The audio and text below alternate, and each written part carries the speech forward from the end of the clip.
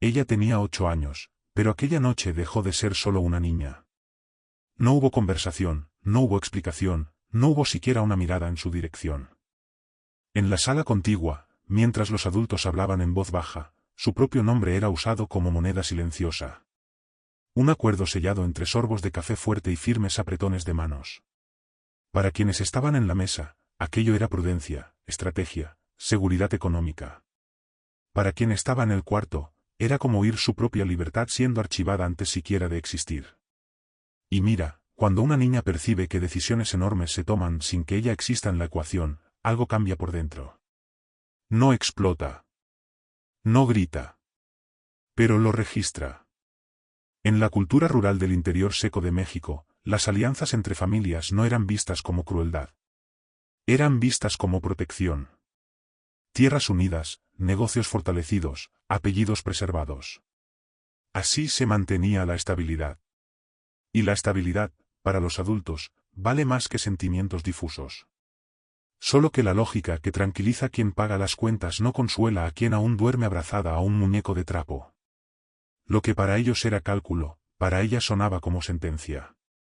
Y una sentencia anunciada demasiado pronto tiene un peso que crece junto con el cuerpo. No entendió todas las palabras aquella noche. Pero entendió lo suficiente. Entendió su propio nombre. Entendió el tono serio. Entendió el silencio que vino después.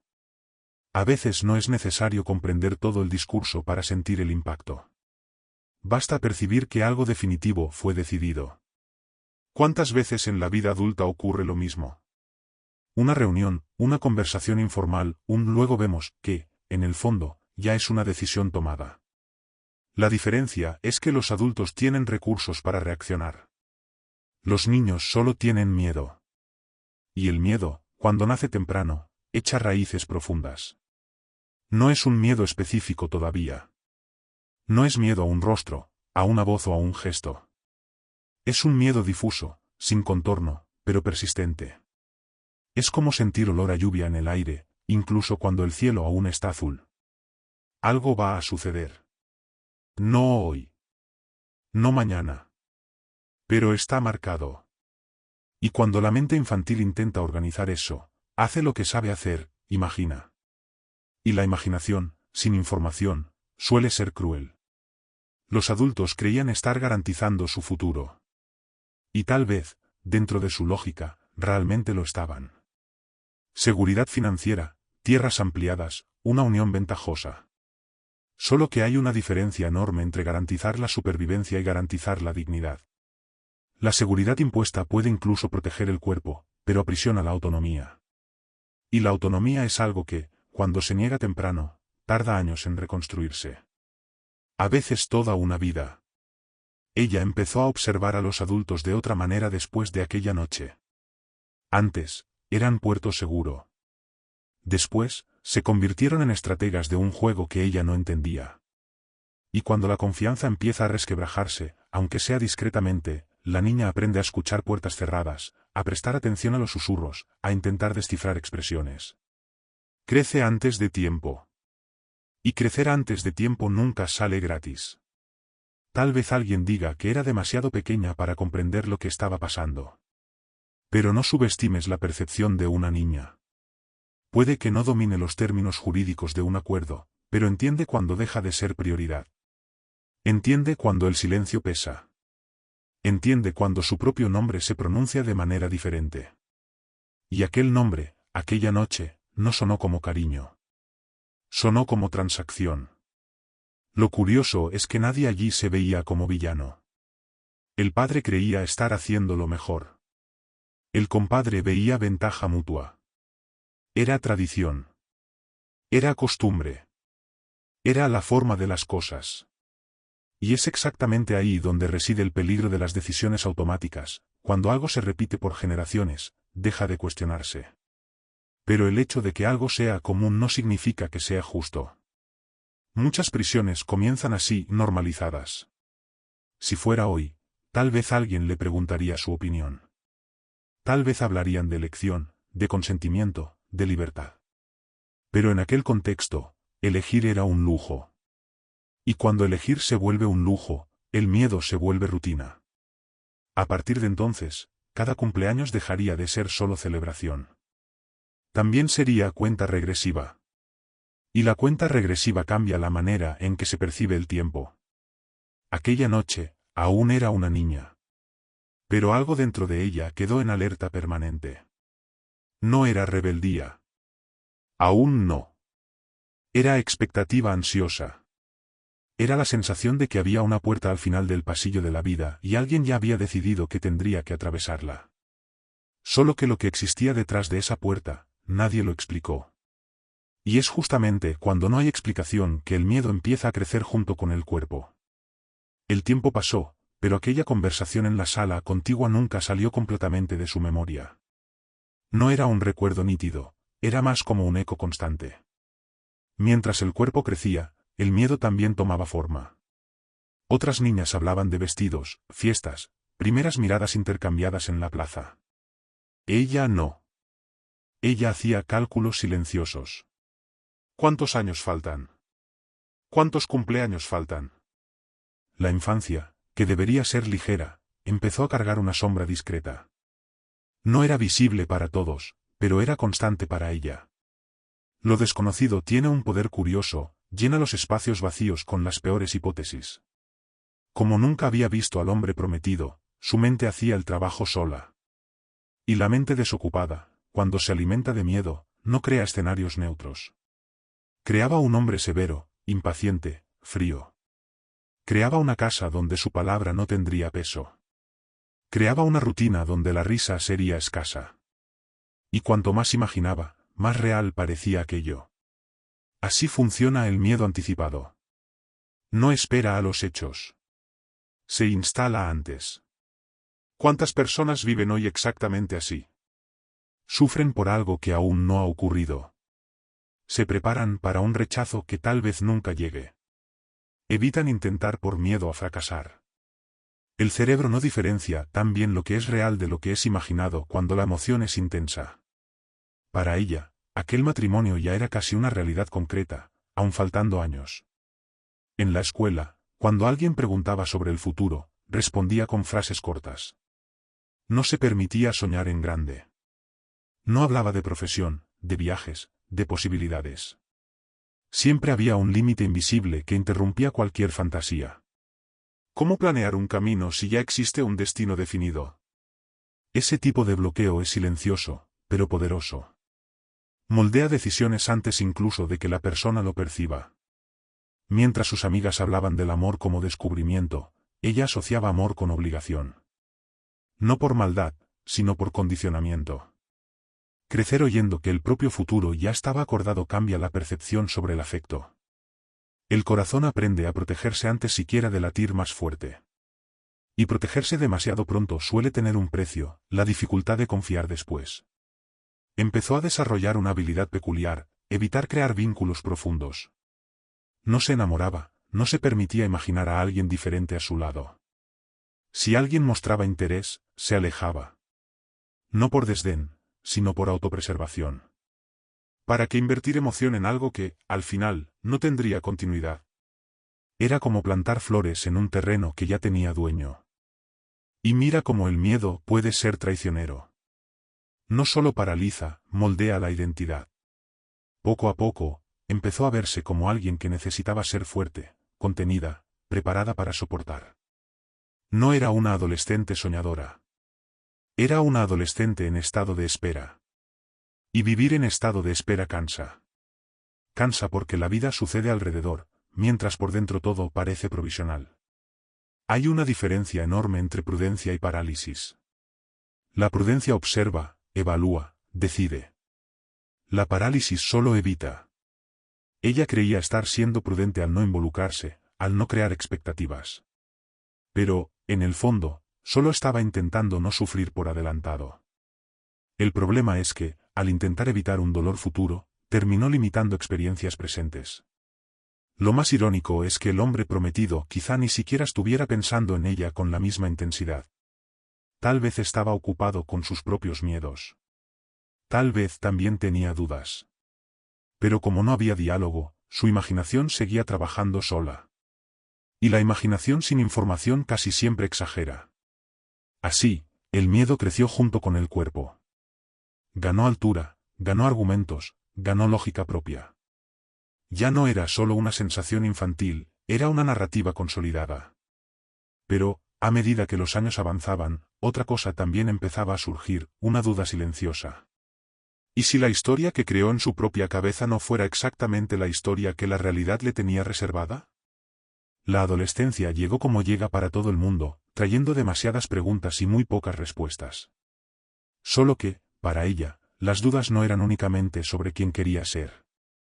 Eran sobre hasta dónde podría ser. Mientras otras jóvenes probaban límites, se equivocaban, volvían a empezar, ella caminaba con el freno puesto. Siempre estaba esa sensación de que la vida real comenzaría después, pero ese después ya tenía dueño. Y vivir con un plazo implícito cambia por completo la forma en que alguien se posiciona en el mundo. Aprendió a no crear expectativas. No porque fuera fría, sino porque parecía inútil. ¿Soñar con una ciudad diferente? ¿Para qué? ¿Imaginar una profesión? Mejor no. ¿Encariñarse con alguien? Ni pensarlo. Era como construir una casa en un terreno alquilado con desalojo anunciado. Esa lógica silenciosa fue moldeando su personalidad. Se volvió más observadora, más reservada, más contenida. No era timidez. Era autoprotección estratégica. Hay algo muy sutil en crecer creyendo que la propia historia ya está escrita. La persona empieza a actuar como figurante de su propia vida. Cumple tareas, responde a las expectativas, mantiene la postura. Pero por dentro siente que solo está ocupando un espacio temporal. Y eso también afecta decisiones pequeñas, el curso que elige, las amistades que profundiza, las oportunidades que acepta. Cuando no se cree en el propio poder de elección, las elecciones se vuelven más pequeñas. En la escuela, cuando alguien preguntaba sobre planes futuros, ella sonreía y cambiaba de tema. Decía que todavía estaba pensando. Y lo estaba, solo que pensar, en ese caso, era más sobrevivir que proyectar. No se veía construyendo algo permanente, porque creía que el verdadero punto de partida sería el matrimonio ya acordado. Hasta entonces, todo parecía ensayo. Curiosamente, esa sensación de vida provisional es más común de lo que parece. ¿Cuántas personas viven esperando el momento adecuado para empezar? El trabajo ideal, la pareja ideal, la condición ideal. Y mientras esperan, dejan de experimentar, de probar, de posicionarse. Ella hacía eso sin darse cuenta. No se entregaba por completo a nada, porque sentía que nada era definitivo. La duda pasó a ser compañera constante. No solo duda sobre él, sino sobre sí misma. ¿Quién sería ella en ese matrimonio? ¿Tendría voz? ¿Tendría espacio? ¿O simplemente cumpliría un papel ya diseñado? Y cuando la identidad empieza a depender de una situación futura que aún ni siquiera ha ocurrido, el presente pierde color. Todo queda medio desteñido, medio suspendido. Empezó a preguntarse algo que nunca se atrevió a decir en voz alta, ¿y si existiera otra posibilidad? No era rebeldía. Era curiosidad contenida. Y esa curiosidad venía acompañada de culpa. Al fin y al cabo, cuestionar una decisión familiar parecía ingratitud. Y nadie quiere ser vista como ingrata cuando todo alrededor refuerza que aquello es, por su propio bien. Al mismo tiempo, una parte de ella deseaba que él fuera diferente de lo que imaginaba. Era contradictorio. Tenía miedo, pero también quería estar equivocada. Quería que su propia narrativa no fuera tan sombría. Solo que admitir eso significaba abrir una rendija de esperanza. Y la esperanza, para quien aprendió a protegerse, puede parecer peligrosa. Fue en esa etapa cuando empezó a darse cuenta de algo importante: el miedo no era solo sobre él. Era sobre perder el control. Sobre no tener elección. Sobre ser conducida, y no conducir. Y cuando la raíz del miedo empieza a aclararse, aunque sea discretamente, algo se mueve por dentro. Porque la duda, cuando se observa bien, no es debilidad. Es señal de que la mente está empezando a cuestionar el guión antiguo. Y tal vez, solo tal vez, aquello que parecía un destino inmutable comenzara a ganar nuevas capas. Al fin y al cabo, antes de existir un rostro, solo existía un nombre. Y un nombre, por sí solo, aún no cuenta toda la historia. Durante años, aquel nombre circuló por la casa como si fuera algo común. Aparecía en conversaciones rápidas, en comentarios sobre el trabajo, en menciones al rancho de su familia. Siempre dicho con naturalidad por los adultos. Como si hablar de aquel hombre fuera lo mismo que hablar del clima o de la cosecha. Pero, para ella, aquel nombre no era neutro. Estaba cargado de significado. Era casi una advertencia silenciosa de que el tiempo estaba pasando. Lo curioso es que el nombre no tenía imagen. No tenía rostro, no tenía sonrisa, no tenía expresión. Era solo un sonido repetido en el aire. Y cuando algo se menciona con frecuencia, pero nunca se presenta de verdad, la mente hace el trabajo de completar los espacios. Ella imaginaba rasgos duros, postura rígida, mirada distante. No porque tuviera pruebas, sino porque el miedo necesitaba forma para existir. ¿Sabes cuando alguien habla de un lugar que nunca has visitado, y ya creas un escenario entero en tu cabeza? Con ella fue así, solo que mucho más intenso. El nombre se convirtió en símbolo. Símbolo de futuro cerrado. Símbolo de responsabilidad precoz. Símbolo de algo que no eligió. Y cuanto más se repetía el nombre, más peso cargaba. Prestaba atención a la poca información concreta que surgía. Trabajaba con caballos. Era algunos años mayor. Tenía fama de ser dedicado al rancho. Nada allí indicaba crueldad. Pero tampoco nada garantizaba suavidad. Y cuando faltan detalles humanos, la forma de reír, el modo de hablar, la manera de mirar, la imaginación sigue llenando los vacíos. El problema de un nombre sin rostro es que no permite empatía. Es difícil confiar en algo abstracto. Es difícil sentir seguridad en algo que no tiene expresión. Por eso su miedo no disminuía. Al contrario, se fortalecía. Porque lo desconocido, cuando no se aclara, suele parecer más grande de lo que realmente es.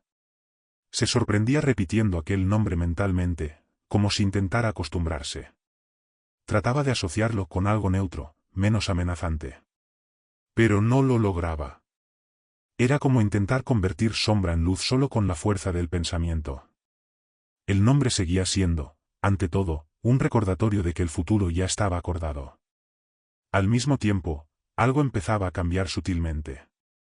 La curiosidad, que antes estaba reprimida, comenzó a ganar espacio. ¿Quién era él realmente? ¿Cómo hablaba? ¿Cómo trataba a las personas? Porque una cosa es oír hablar de alguien. Otra completamente distinta es mirar a los ojos. Y mientras no había mirada, solo había proyección. ¿Cuántas veces las personas construyen versiones enteras de alguien sin haber conversado nunca de verdad? Juzgan, temen, evitan. Y cuando finalmente conocen, se dan cuenta de que pasaron años lidiando con una caricatura creada por su propia mente. Ella aún no lo sabía, pero estaba viviendo exactamente ese proceso. El nombre, repetido tantas veces, dejó de ser solo amenaza. Se convirtió también en enigma. Y los enigmas despiertan algo distinto del miedo puro, despiertan ganas de descubrir. Solo que descubrir exigiría un encuentro real. Un momento concreto. Una mirada directa. Y ese momento, todavía distante, empezaba a acercarse. Porque, al fin y al cabo, el tiempo no espera a que alguien esté lista para enfrentar lo que teme. Y cuando la fecha empieza a tomar forma, el nombre sin rostro está a punto de ganar presencia. Cuando cumplió 17 años, el tema volvió a la mesa con otra intensidad. Ya no se mencionaba de forma distante, como algo que ocurriría algún día. Ahora había números, meses, plazos. El matrimonio se oficializaría cuando alcanzara la mayoría de edad. Lo que antes era sombra se convirtió en calendario. Y el calendario tiene un poder curioso, transforma el miedo abstracto en una cuenta regresiva concreta. Los adultos hablaban de ello con naturalidad práctica. Fechas, preparativos, logística entre las familias. Todo organizado como si fuera solo una etapa más esperada de la vida. Y quizá, para ellos, lo era. Pero para ella cada conversación sonaba como un recordatorio de que el tiempo corría hacia algo que aún no tenía rostro, no tenía voz, no tenía garantía. Empezó a percibir el mundo de manera diferente. Cada cumpleaños dejó de ser solo celebración. Se convirtió en una marca en la aproximación de aquel compromiso. Es extraño cómo algo que debería simbolizar crecimiento puede, en ciertas circunstancias, parecer pérdida de libertad. Crecer significaba acercarse a la decisión que nunca tomó. El miedo, que antes era amplio y difuso, comenzó a adquirir forma práctica. ¿Cómo sería la casa? ¿Cómo sería la rutina? ¿Cómo sería despertar al lado de alguien a quien apenas conocía? Las preguntas empezaron a surgir con más claridad. Y cuanto más específicas eran, más real parecía la situación. La mente ya no estaba imaginando un concepto. Estaba imaginando escenas. Intentó mantener una postura firme. Siguió ayudando en las tareas, conversando con normalidad, fingiendo naturalidad. Pero por dentro había una especie de tensión constante. Como quien espera un examen importante. No hay forma de huir, no hay manera de aplazar indefinidamente. Solo queda esperar que el resultado no sea tan malo como se teme. Y aquí hay una lección silenciosa: cuando se fija una fecha, la mente empieza a prepararse para el impacto. Sea para un cambio de ciudad, un nuevo empleo, una ruptura o un matrimonio. El problema no es la fecha en sí. Es la falta de control sobre ella. Cuando la decisión no nace de la propia persona, el plazo se convierte en presión. Empezó a observar con más atención a los adultos a su alrededor. Intentaba identificar si había espacio para cuestionar, para conversar, para pedir más tiempo. Pero todo parecía demasiado sólido. Como si la estructura de aquella decisión fuera antigua, casi sagrada.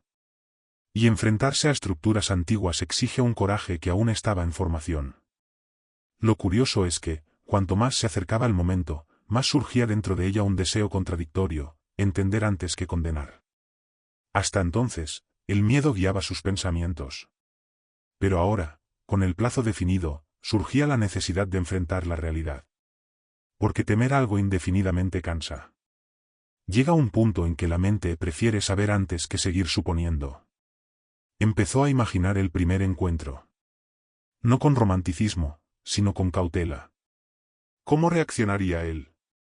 ¿Sería autoritario? ¿Indiferente? ¿Frío? ¿O simplemente extraño? La única certeza era que ese día llegaría. Y cuando llegara, ya no habría espacio para fantasías exageradas. Habría hechos. Y fue precisamente eso lo que cambió el ritmo de sus pensamientos. El miedo ya no era solo una expectativa lejana. Estaba a punto de ser confrontado. Y cuando el enfrentamiento se acerca, algo interno comienza a reorganizarse. Porque una cosa es temer en la oscuridad. Otra completamente distinta es saber que la luz está a punto de encenderse. El día del viaje llegó más rápido de lo que le hubiera gustado admitir. No hubo anuncio dramático ni despedidas teatrales. Solo la constatación simple: era hora de irse. El trayecto hasta su rancho le pareció más largo que cualquier camino que hubiera recorrido antes. Cada kilómetro era como cruzar una frontera invisible. No solo geográfica, sino interna. El interior árido de México se extendía ante sus ojos. Tierra seca, vegetación resistente, un horizonte demasiado amplio. El paisaje combinaba con lo que sentía por dentro: vasto, silencioso, incierto. Mientras la carreta avanzaba, o el automóvil, poco importaba, observaba todo como si estuviera registrando los últimos detalles de su propia libertad. Hay algo simbólico en cruzar caminos cuando se está a punto de cambiar de vida. El camino no pregunta si la persona está lista. Simplemente conduce. Y cuanto más se acercaba el rancho, más su corazón alternaba entre tensión y curiosidad. Era el momento que había imaginado durante años. Ahora ya no había espacio para suposiciones exageradas. Habría realidad. Intentó organizar sus pensamientos. Respirar hondo. Pensar con racionalidad. Tal vez él fuera solo un hombre común. Tal vez no fuera ni héroe ni villano. Pero el cuerpo no responde tan fácilmente a la lógica. Las manos le sudaban. La mirada se volvía demasiado atenta. Cada detalle parecía señal de algo mayor. A lo lejos, el rancho empezó a aparecer en el horizonte. Una estructura sencilla, firme, marcada por el trabajo diario. Nada lujoso. Nada imponente. Eso, de cierta forma, la sorprendió. No era el escenario amenazante que había imaginado tantas veces. Era solo un lugar de trabajo, de rutina, de vida práctica. Mientras se acercaba, percibió algo que no esperaba: no estaba siendo recibida con espectáculo. No había multitud, no había imposición. Había silencio. Y en el silencio hay espacio para observar. Eso hizo que su ritmo interno disminuyera ligeramente. El miedo estridente empezó a transformarse en atención concentrada. Bajó y sintió el suelo bajo los pies como si estuviera probando un territorio desconocido. Cada paso era calculado, pero no paralizado. Y entonces comprendió que estaba cruzando algo mucho más grande de lo que imaginaba. Estaba atravesando la frontera entre la fantasía construida durante años y la experiencia concreta. ¿Cuántas veces alguien sufre por algo que aún no ha vivido, solo para descubrir que la realidad tiene matices que el miedo no consideró? La mente crea extremos. La vida, casi siempre, presenta puntos intermedios. Y allí, en aquel patio sencillo, empezaba a dibujarse la posibilidad de que no todo fuera como ella imaginó. Aún no había visto su rostro. Pero estaba a pocos pasos de finalmente sustituir años de proyección por una sola mirada real. Y cuando la mirada finalmente ocurre, ya no hay espacio para caricaturas. Solo hay verdad, aunque sea inesperada. Ella lo vio antes de que él se diera cuenta de que estaba siendo observado. Estaba en el patio, concentrado en ajustar la silla de un caballo. Movimiento firme, pero no agresivo. Postura erguida, aunque sin arrogancia. Nada allí correspondía exactamente a la figura amenazante que su mente había construido durante años. Y eso, curiosamente, no le trajo alivio inmediato. Le trajo confusión. Cuando él finalmente levantó el rostro, hubo un breve silencio que pareció más largo de lo que realmente fue. No era una mirada dominante. Era una mirada cautelosa. Como si él también estuviera evaluando la situación.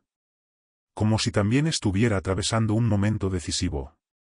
Y por primera vez, ella consideró algo que nunca había considerado antes: quizá él también estuviera nervioso.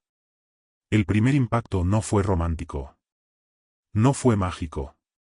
Fue humano. Dos jóvenes frente a una decisión demasiado antigua para la edad que tenían. No había música, no había viento dramático. Solo realidad.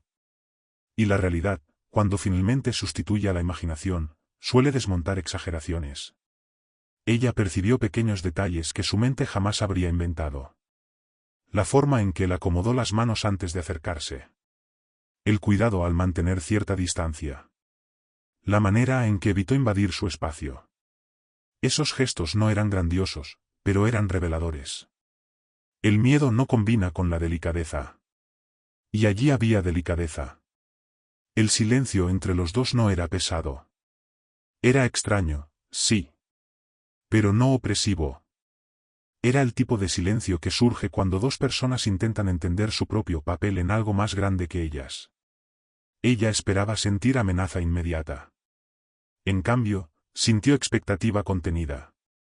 Y eso la desarmó más que cualquier palabra. Durante años, ensayó mentalmente ese encuentro. Imaginó palabras duras, miradas frías, imposiciones claras. Pero nada de eso ocurrió en los primeros segundos. Él parecía tan consciente de la situación como ella. Como si también estuviera pisando territorio delicado. Como si supiera que cualquier gesto equivocado podría confirmar miedos antiguos. Es curioso cómo reacciona el cerebro cuando la realidad no confirma la narrativa construida. Duda. Busca señales de que quizá la amenaza solo esté disfrazada. Porque cambiar de opinión exige abandonar una historia que fue repetida durante años. Y abandonar una historia, incluso dolorosa, puede asustar. Ella no sonrió de inmediato. No relajó los hombros. Pero algo dentro de ella bajó el volumen. La alerta máxima dio paso a una observación atenta. Y observar es distinto de temer. Observar exige presencia. Exige análisis. Exige disposición para ver lo que está delante de los ojos, no solo lo que la mente proyectó. En aquella primera mirada no hubo promesa. No hubo declaración. Solo la ruptura de una fantasía negativa construida durante demasiado tiempo. Y cuando aparece la primera grieta en una creencia antigua, nuevas preguntas empiezan a surgir. Porque si él no era exactamente lo que ella imaginaba, entonces, ¿quién era realmente? Después del silencio inicial, él hizo algo que ella no había previsto en ninguno de los escenarios que creó. No impuso su presencia. No reafirmó el acuerdo. No habló de tradición. En cambio, respiró hondo y dijo algo simple, casi demasiado directo: si no quieres, no tenemos que hacer esto. La frase no vino cargada de dramatismo. Vino tranquila. Y fue precisamente esa calma la que desestabilizó todo. Durante años, ella se preparó para resistir, para soportar, para adaptarse. Nunca para elegir. La posibilidad de elección no formaba parte de su guión interno. Y cuando alguien le devuelve a una persona algo que le fue quitado simbólicamente, el poder de decidir, el suelo cambia de lugar. No respondió de inmediato. Porque cuando se vive mucho tiempo creyendo que no se tiene opción, escuchar que si la hay puede parecer incluso una trampa. La mente busca una intención escondida. Espera el pero, que quizá venga después. Pero él no completó la frase con condición, amenaza ni reproche. Solo mantuvo la mirada firme, esperando. Esa frase alteró el eje de la historia. No porque resolviera todo al instante, sino porque introdujo algo que ella no conocía en ese contexto: consentimiento. Y el consentimiento no es un detalle. Es fundamento. Es la diferencia entre imposición y alianza. Y ella, que pasó la infancia entera temiendo ser conducida sin voz, escuchó por primera vez que su voz importaba. La reacción interna fue casi paradójica. Una parte sintió alivio. Otra parte sintió desconfianza. La bondad puede ser fachada, pensó.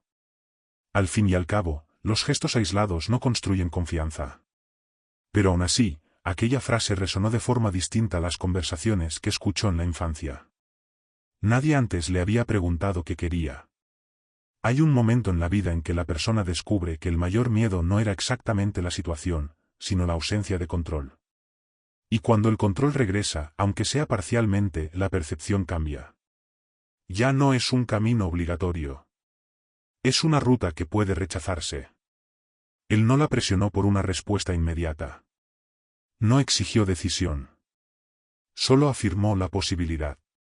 Y eso creó un espacio raro, el espacio del tiempo para pensar. Y el tiempo para pensar, cuando hay respeto, transforma la ansiedad en reflexión.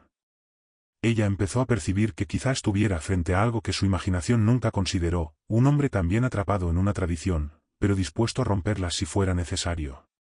Esa hipótesis era demasiado nueva. Y lo nuevo, cuando sacude creencias antiguas, exige cautela. En ese instante ocurrió algo fundamental.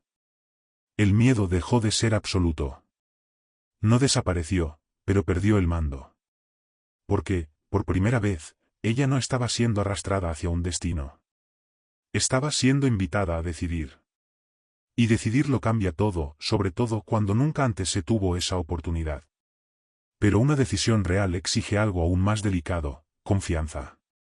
Y la confianza no nace de una frase. Nace de la coherencia. Y eso era exactamente lo que ella necesitaba empezar a observar en los días siguientes. Ella escuchó la frase, pero no se entregó a ella. Años de miedo no desaparecen con media docena de palabras bien colocadas. Sería demasiado ingenuo. Y ella no era ingenua. Al contrario, creció aprendiendo a analizar, a observar, a desconfiar de movimientos demasiado rápidos. La bondad repentina, pensaba, puede ser estrategia. En los días siguientes, empezó a observar todo con atención redoblada. El tono de su voz. La forma en que trataba a los trabajadores del rancho. La manera en que reaccionaba cuando algo salía mal. Porque el carácter no aparece en los discursos, aparece en los detalles cotidianos. Y los detalles no mienten durante mucho tiempo. Hacía pequeñas pruebas silenciosas. Daba opiniones simples para ver si eran ignoradas. Hacía preguntas directas para percibir si había impaciencia. Mantenía cierta distancia para entender si él presionaría la cercanía. No era manipulación. Era protección. La confianza, cuando fue amenazada incluso antes de nacer, exige pruebas. Él, por su parte, parecía comprender su ritmo. No apresuraba respuestas. No invadía espacios. Cuando ella permanecía en silencio, él lo respetaba. Cuando discrepaba en algo pequeño, él escuchaba. Y escuchar, de verdad, es una de las formas más claras de respeto. No es escuchar superficial, sino el que ajusta el comportamiento después. Su desconfianza no era solo hacia él. Era hacia toda la situación. Hacia el sistema que decidió por ambos. Hacia la idea de que la tradición vale más que la voluntad. Así que, incluso ante señales positivas, había un freno interno. Como quien conduce por una carretera nueva sin conocer las curvas. Y eso es natural. Cuando alguien pasa mucho tiempo esperando lo peor, necesita evidencias repetidas para creer en lo mejor. Una actitud amable puede ser casualidad. Dos pueden ser esfuerzo. Pero la coherencia a lo largo del tiempo revela la verdadera intención. Y eso era lo que ella empezó a buscar, un patrón. Notó que él no hablaba de ella como posesión. No usaba expresiones de dominio. No tomaba decisiones pequeñas sin consultarla. Parecía un detalle, pero no lo era. En ambientes donde la autoridad masculina suele ser automática, compartir decisiones es una elección consciente. Poco a poco, el miedo fue siendo reemplazado por un análisis racional. Ya no era imaginación descontrolada. Era evaluación. Y evaluar exige madurez. No estaba siendo conducida. Estaba observando para decidir. Ese cambio interno era sutil, pero profundo. Aún así, una parte de ella permanecía alerta. Porque bajar la guardia demasiado pronto puede costar caro. Y no pensaba cambiar un miedo antiguo por una nueva decepción. Necesitaba tiempo. Necesitaba ver cómo actuaría él cuando no estuviera siendo observado directamente. Y el tiempo, cuando se usa bien, revela más que cualquier promesa. Porque la confianza no nace de palabras bonitas. Nace de la repetición coherente entre lo que se dice y lo que se hace. Y eso era exactamente lo que ella empezaba a percibir en los pequeños gestos que vinieron después. La confianza no llegó como un relámpago. Vino en pequeñas dosis, casi imperceptibles.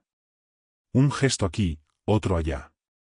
Nada lo suficientemente grandioso como para convertirse en discurso. Pero lo bastante consistente como para cambiar la atmósfera. Él no la presionaba con preguntas invasivas. No exigía una cercanía forzada. Dejaba que el tiempo hiciera el trabajo silencioso que las palabras apresuradas suelen arruinar.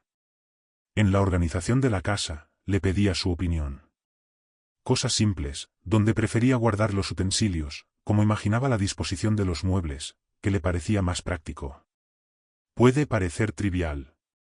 Pero para quien creció creyendo que solo obedecería decisiones ya tomadas, ser consultada era una novedad poderosa. Consultar es reconocer. Y el reconocimiento genera pertenencia. También respetaba los silencios.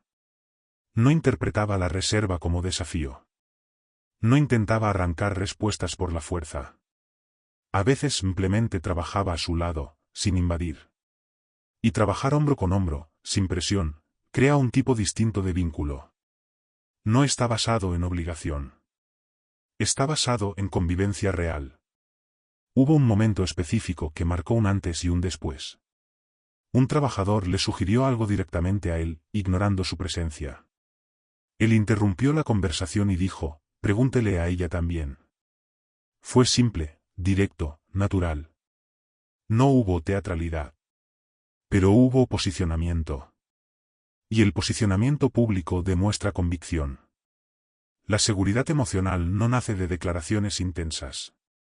Nace de la repetición diaria del respeto. Él no usaba el acuerdo como argumento. Nunca decía, ya está decidido. Al contrario, mantenía abierta la posibilidad de elección. Y mantener esa puerta abierta, Incluso cuando parecía innecesario, mostraba coherencia. Ella empezó a notar algo curioso, su cuerpo se relajaba con más facilidad en su presencia. Los hombros ya no estaban tan rígidos. La respiración ya no era tan corta.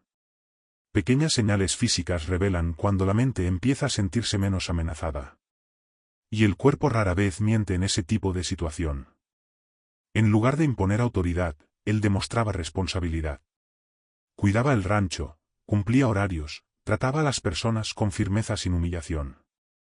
No era perfecto. Tenía días de cansancio, de pocas palabras. Pero incluso en esos días no había agresividad gratuita.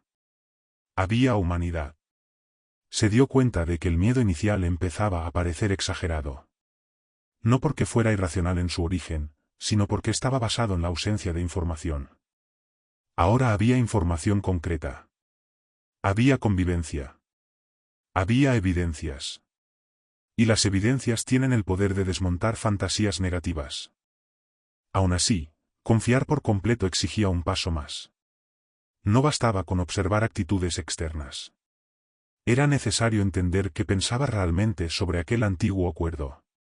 Sobre su propia posición dentro de esa decisión familiar.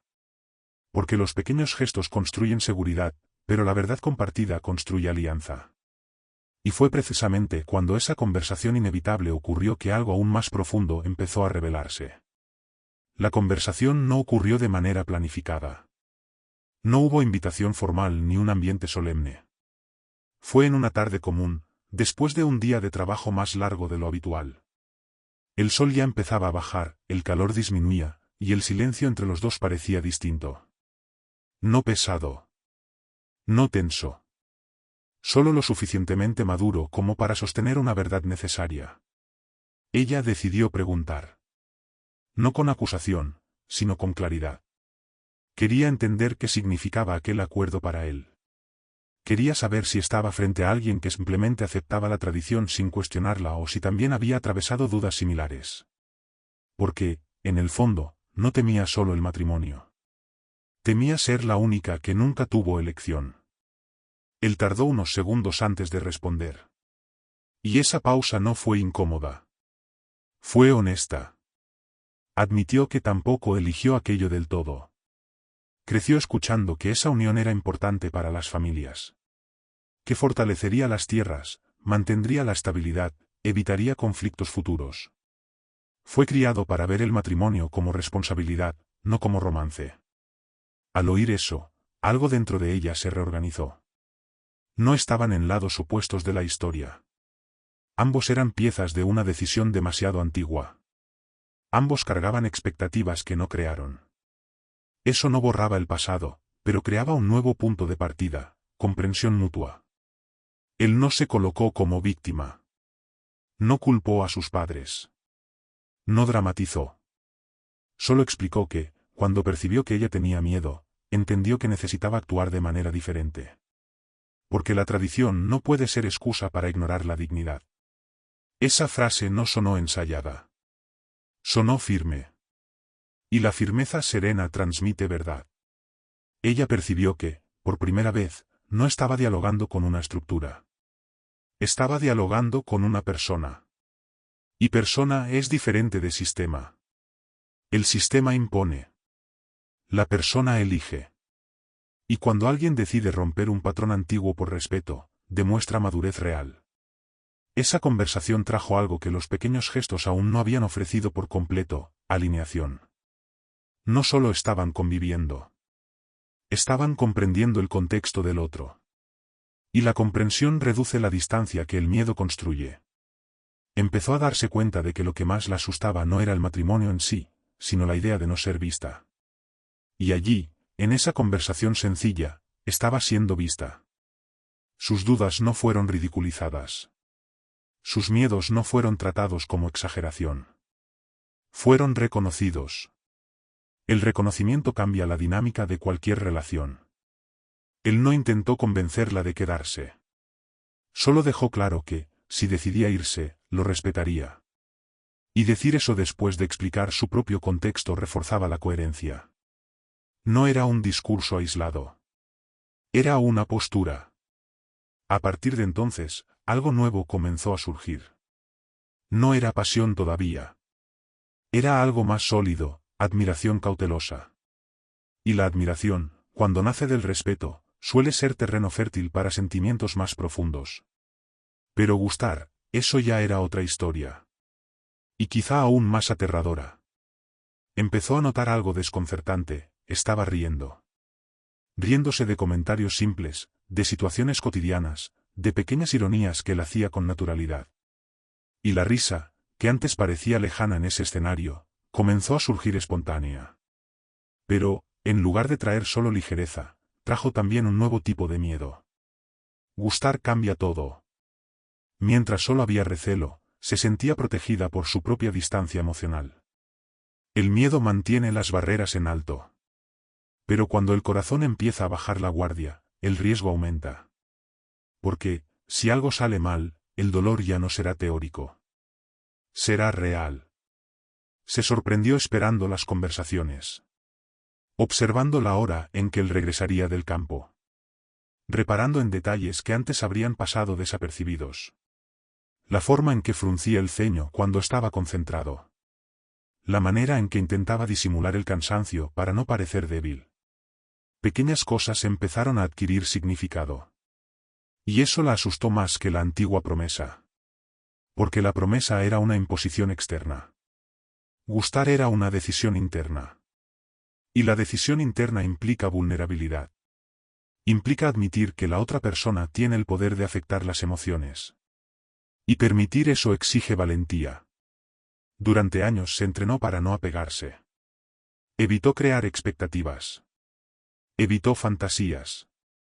Ahora, sin darse cuenta, estaba construyendo algo distinto. No era una idealización exagerada. Era una conexión gradual. Y la conexión no obedece planes rígidos. Intentó contenerse. Pensó en volver a mantener distancia. Recordó que aún tenía la opción de irse. Recordó que no estaba obligada a involucrarse. Pero comprendió algo importante, estaba empezando a querer quedarse, no por obligación, sino por voluntad. Y la voluntad, cuando nace libre, es poderosa. Hay una diferencia enorme entre aceptar una situación y elegir una situación. Aceptar es soportar. Elegir es invertir. Y empezó a darse cuenta de que el miedo a gustar era, en realidad, miedo a confiar plenamente en su propio juicio. Si él cambiaba en el futuro, sufriría. Si la convivencia se transformaba, dolería.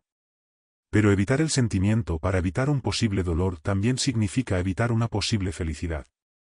Y la madurez emocional consiste precisamente en eso, evaluar el riesgo, pero no vivir paralizada por él.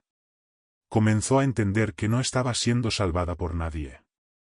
Estaba siendo respetada. Y el respeto abre espacio para la elección. La elección abre espacio para el sentimiento. Y el sentimiento abre espacio para la construcción. Sin embargo, aún quedaba un paso decisivo por delante. Porque gustar es una cosa. Decidir oficialmente permanecer, con todas las consecuencias sociales y familiares, es algo completamente distinto. Y esa decisión estaba a punto de presentarse ante ella de forma clara. Faltaban pocos días para la ceremonia cuando él volvió a tocar el tema. No con presión. No con ansiedad. Sino con claridad. Dijo, de forma directa, que ella todavía podía irse si quería. Que nada se haría en contra de su voluntad. Que enfrentaría a las familias si fuera necesario. No hubo dramatización. Hubo responsabilidad. Esa segunda reafirmación fue más impactante que la primera. Porque ahora había convivencia, había un vínculo en formación, había sentimientos naciendo. Él no estaba ofreciendo libertad al inicio, cuando aún no existía conexión. Estaba ofreciendo libertad cuando ya había algo que perder. Y eso cambia el peso de las palabras. Ella comprendió que ese era el punto decisivo. Ya no era una teoría sobre la elección. Era una elección concreta, con consecuencias reales. Si se iba, comenzaría otra vida. Tal vez enfrentaría críticas. Tal vez tendría que reconstruir su reputación. Tal vez cargaría con juicios. Pero sería libre. Si se quedaba, sería porque quería. Hay un momento en la vida en que la persona entiende que ya no puede culpar al pasado por sus decisiones futuras. Hasta entonces, fue conducida. A partir de allí, no más. Lo que viniera después sería su responsabilidad. Y asumir responsabilidad es una marca de madurez. Evaluó los hechos, no los miedos antiguos. Observó su comportamiento constante. Recordó las conversaciones francas. Sopesó los gestos públicos de respeto. No había garantía de perfección. Pero había una base sólida. Y una base sólida es más importante que una promesa romántica. Su corazón ya no estaba dominado por el recelo infantil. Estaba atento, pero confiado. Se dio cuenta de que lo que más temía en el pasado, ser tratada como propiedad, no se sostenía ante la realidad que estaba viviendo. No había señales de dominio. Había una alianza en construcción. Decidir quedarse, en ese contexto, no significaba sumisión. Significaba autonomía. Porque podía irse. Y aún así elegía permanecer. Esa diferencia es fundamental. La misma acción externa puede tener significados completamente distintos según la libertad que la acompañe. Entendió algo esencial: la libertad no es solo poder irse. Es poder elegir quedarse sin coerción. Y allí, por primera vez, sintió que estaba decidiendo su propio camino. No como la niña que escuchaba detrás de la puerta, sino como una mujer consciente de su propio valor. Cuando finalmente dio su respuesta, no fue impulsiva. Fue serena. No había desesperación ni miedo dominante. Había convicción tranquila. Y la convicción tranquila es señal de que la decisión no nació de la presión, sino del análisis. Ahora quedaba el último paso: transformar esa decisión interna en un acto público. Porque elegir en silencio es una cosa. Asumir esa elección frente a todos es otra. Y el significado de aquel matrimonio ya no era el mismo que años atrás. Cuando decidió quedarse, no hubo euforia. No hubo escena cinematográfica. Hubo paz. Y esa paz era distinta del conformismo. Era la tranquilidad de quien evaluó riesgos, consideró posibilidades y aún así eligió permanecer. No estaba allí por miedo. Ni por presión familiar. Estaba allí porque reconoció respeto, y el respeto no se implora, se percibe. Comprendió que, durante años, confundió destino con condena. Pero el destino sin elección es prisión. El destino con elección es camino. La diferencia está en la autonomía. Y en ese momento, la autonomía era suya. Podía irse. Podía empezar de nuevo. Pero decidió invertir en esa relación que se había construido sobre una base sólida. No era un amor arrebatador. Era algo más maduro. Era admiración. Era confianza creciente. Era una alianza posible. Muchas personas creen que las grandes decisiones deben venir acompañadas de emociones intensas. No siempre. A veces, la mejor decisión es la que no acelera el corazón, solo lo estabiliza. Reflexionó sobre lo que realmente temía en el pasado. No era el matrimonio en sí. Era la pérdida de dignidad. Y la dignidad, hasta entonces, había sido preservada. Él no la trataba como posesión. No usaba el acuerdo como argumento. No reducía su presencia a una obligación. Había espacio para opinión, para desacuerdo, para voz. También comprendió algo importante: huir solo por un miedo antiguo no sería libertad real. Sería una reacción automática. Y reaccionar sin evaluar es tan limitante como obedecer sin cuestionar. No quería actuar por impulso. Quería actuar con conciencia. Al asumir su propia elección, asumió también la responsabilidad por lo que viniera después. Y eso es madurez. No hay garantía de felicidad absoluta en ninguna decisión. Pero hay mayor probabilidad de construcción saludable cuando la base es el respeto mutuo. No estaba siendo rescatada. No estaba siendo conducida. Estaba participando activamente en su propia historia. Y ese cambio interno transformaba por completo el significado del matrimonio. Ya no era una herencia impuesta. Era una decisión compartida. En el fondo, entendió algo que pocas personas comprenden temprano: la libertad no está solo en romper con todo. Está en elegir con claridad. Y la claridad exige enfrentar miedos, revisar creencias y observar hechos concretos. Ahora solo quedaba formalizar aquello que ya estaba decidido por dentro.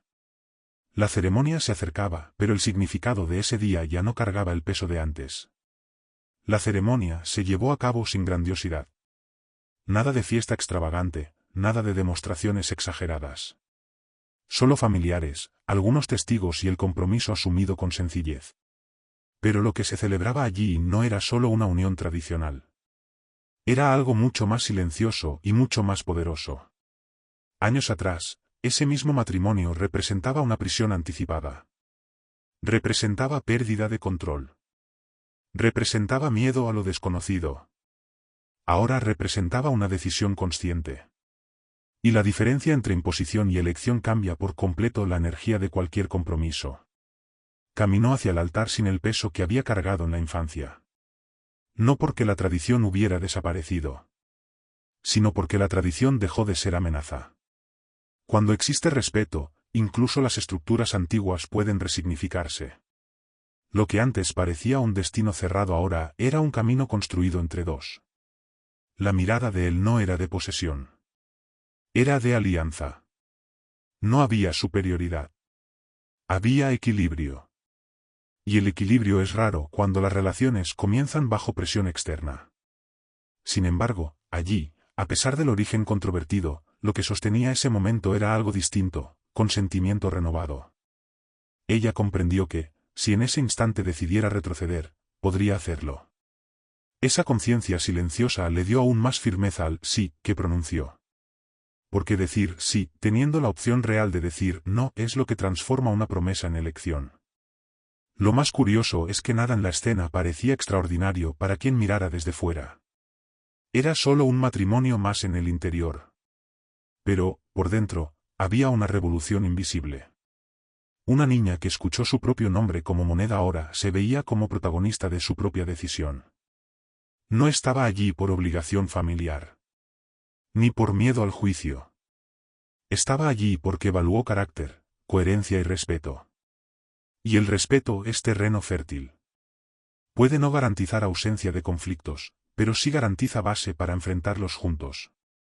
Al final de la ceremonia, no hubo sensación de pérdida. Hubo sensación de comienzo.